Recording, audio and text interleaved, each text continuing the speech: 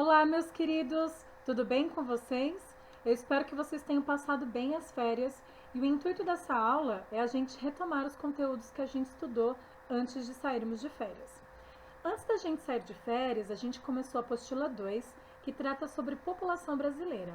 Só que para entender melhor a respeito da população brasileira, primeiro a gente entendeu alguns conceitos básicos de população. A gente começou entendendo o que é população absoluta, que é o total de habitantes que vivem numa certa área, ou seja, num certo país. E o Brasil ele tem por volta de 210 milhões de habitantes. A gente entendeu também que os países que têm uma grande quantidade de população absoluta, ou seja, uma grande quantidade de habitantes, são chamados de países populosos, como é o caso da China, que tem por volta de 1 bilhão e 400 milhões de pessoas, que é o caso da Índia, que tem por volta de 1 bilhão e 300 milhões de pessoas, e inclusive o Brasil, que é o quinto país mais populoso do mundo. Além disso, a gente entendeu também o que é a população relativa, também conhecida como densidade demográfica, que é a quantidade de habitantes por cada quilômetro quadrado. Para chegar nesse valor, basta pegar o total de habitantes que vivem numa área e dividir pelo tamanho da área. No caso então do Brasil, basta pegar os 210 milhões de habitantes, dividir pelo tamanho do território brasileiro, que a gente consegue ter uma média de quantos habitantes teríamos a cada quilômetro quadrado. Contudo, esse dado, embora ele seja interessante para a gente entender algumas realidades, ele não mostra 100% como que a população brasileira está distribuída, porque a população brasileira ela está distribuída desigualmente pelo território, ou seja, algumas áreas concentram mais pessoas do que outras. No caso do Brasil, como vocês podem observar aqui no mapa, a gente tem uma concentração maior de pessoas próxima ao litoral. E isso tem a ver com o nosso processo histórico de ocupação. Os portugueses, eles chegaram primeiro pelo litoral. Eles começaram a desenvolver atividades econômicas inicialmente também próximo ao litoral. E as pessoas foram sendo atraídas por oferta de trabalho e melhor infraestrutura também para essas áreas. E ao longo dos séculos, isso só foi se concentrando, se intensificando cada vez mais, fazendo com que atualmente as áreas que mais concentrem pessoas sejam as áreas próximas ao litoral. Tanto é que a densidade demográfica nessas regiões ela é muito maior do que os 24 habitantes por quilômetro quadrado, que é a média do Brasil. A gente tem algumas cidades litorâneas que têm por volta de 10 mil habitantes por quilômetro quadrado. A gente aprendeu também o que é crescimento natural, também conhecido como crescimento vegetativo. Crescimento natural ou crescimento vegetativo é um cálculo que é feito entre a taxa de natalidade e a taxa de mortalidade, onde pega-se a taxa de natalidade, que é o total de nascidos em um ano a cada 1.000 habitantes, e se subtrai com a taxa de mortalidade, que é a quantidade total de mortes que aconteceu em um ano a cada 1.000 habitantes. Com base nessa subtração simples, ou seja, a quantidade de nascidos menos a quantidade de mortos, a gente consegue perceber se a população brasileira cresceu ou se ela está diminuindo. E aí então o Brasil ele começou a apresentar um grande crescimento populacional por volta de 1950. E por que por volta de 1940, 1950?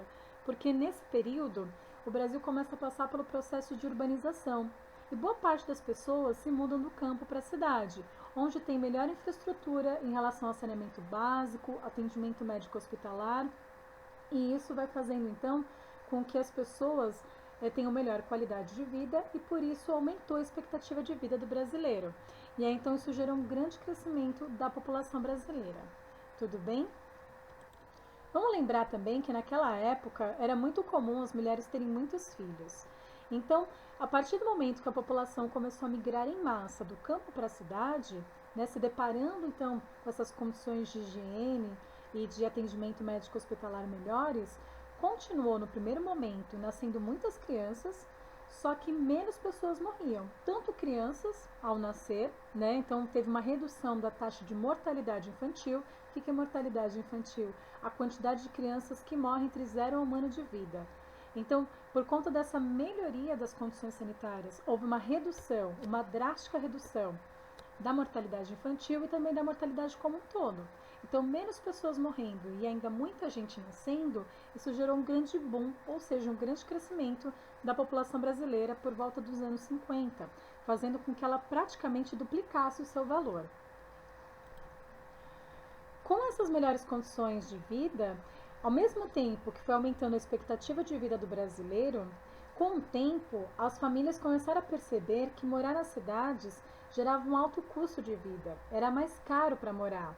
E aí, isso, junto com a maior atuação da mulher no mercado de trabalho, assim como o uso de métodos anticoncepcionais e o planejamento familiar, começou a reduzir o número de filhos por mulher.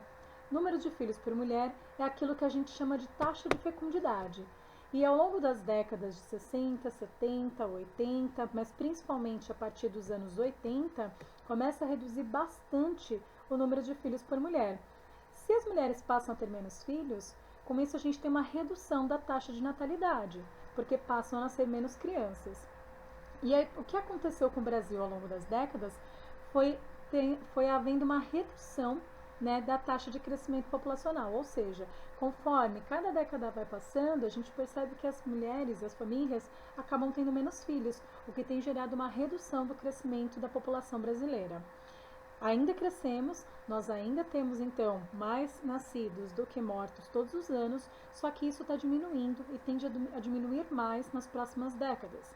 Tanto é que a expectativa é que de 2050 a gente pare de crescer e a partir desse ano começa a haver uma redução da população brasileira. A gente também estudou as pirâmides etárias. As pirâmides etárias nada mais são do que gráficos que mostram a quantidade de população por idade e por gênero. Então, observem aqui, nós temos então aqui cada barra representando a quantidade de pessoas numa certa faixa etária e tanto do sexo feminino quanto do masculino. A gente viu que sempre a base da pirâmide corresponde à população jovem, que é aquela que vai de 0 a 19 anos.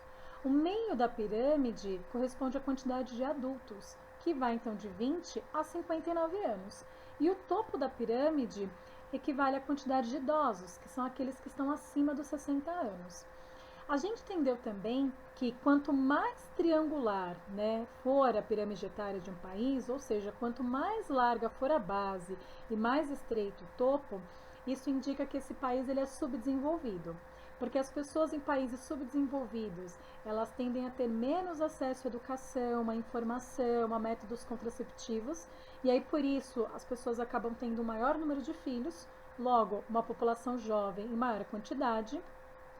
E também como as condições, né, tanto em relação a saneamento básico, moradia, quanto atendimento médico hospitalar costumam ser piores, costumam ser mais precárias, a população tem uma expectativa de vida menor e isso faz com que haja uma pequena quantidade de idosos nessa população. Ao passo que quanto mais o país ele é desenvolvido, a gente tem uma redução na quantidade de população jovem, porque as pessoas vão então preferindo se aplicar na sua carreira para depois ter filhos, né? Elas acabam então investindo em outras coisas e aí por isso então há uma redução do número de filhos por família. Com isso tem uma redução na quantidade de população jovem. A gente costuma ter uma quantidade considerável de adultos e uma grande quantidade de idosos, porque nesses países é mais fácil, né, ter melhor acesso à moradia, saneamento básico e atendimento médico hospitalar, o que garante uma melhor qualidade de vida, aumentando assim a expectativa de vida. Por isso, a quantidade de população idosa costuma ser maior também. Aí a gente terminou esse capítulo e a gente começou o tema 2.